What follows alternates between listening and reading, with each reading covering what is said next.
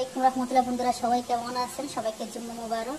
তো বন্ধুরা আমি আজকে রান্না করব চিংড়ি মাছ দিয়ে বেগুন দিয়ে আলু দিয়ে। দেখেন আমি চিংড়ি মাছটা হলুদ লবণ দিয়ে মাখিয়ে রাখছি, দেখুন বেগুনটা আমি হলুদ লবণ দিয়ে মাখিয়ে রাখছি। এখানে আমি আলুগুলা ভেজে নিচ্ছি। তো চলুন আমরা এখন মূল রান্নায় চলে যাব।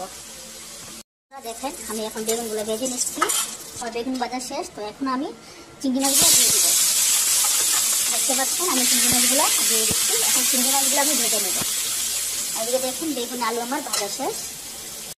এদিকে আমি পেঁয়াজ আদা রসুন দিয়ে তেল দিয়ে আমি মশলা কষাচ্ছি। এখানে চিংড়ি মাছ আলু বেগুন আগে থেকে ভেজে রাখছি। তো এখন আমি মশলাটা রেডি করতেছি।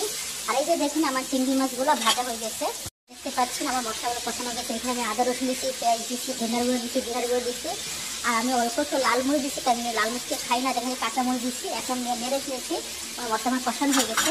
তো এখন আমার ভেজে রাখা আলু আর বেগুনটা দিয়ে দিচ্ছি। আর আলু কষানো হয়ে গেছে। তো এখন আমি এর আমার চিংড়ি মাছগুলো দিচ্ছি। দেখেন আমার ভেজে রাখা চিংড়ি মাছগুলো বন্ধুরা দিয়ে দিচ্ছি। এখন থেকে একটু নেড়ে ছেড়ে দিচ্ছি। চিংড়ি মশলা কষানো হয়ে গেছে। এখন আমি একটু পরিমাণ মতো একটু ঝোল দিয়ে দিচ্ছি। দেখতে পাচ্ছেন পরিমাণ মতো একটু আমি ঝোল দিয়ে দিচ্ছি। এটাকে আমি একটু নেড়ে চেড়ে দিব, তারপর একটু ধনে পাতা দিয়ে দেবো উপর দিক। দেখতে পাচ্ছেন এই যে নেড়ে চেড়ে দিলাম। তো কালারটা কিরকম হয়েছে, আমি ধনে পাতা দিয়ে দিচ্ছি উপর দিয়ে। দেখেন কালারটা কেমন হয়েছে। তো আমি এখন নামিয়ে নিব, তরকারিটা রান্না হয়ে গেছে। আমি আমার চিংড়ি মাছটা নামিয়েছি। দেখেন এই যে কড়াই থেকে নামিয়ে দেখেন বেগুন দিয়ে চিংড়ি মাছ দিয়ে আলু দিয়ে আমি আজকে রান্না করছি। দেখতেই পাচ্ছেন কালারটা কত সুন্দর হয়েছে। এখন আমি খেতে বসে যাব।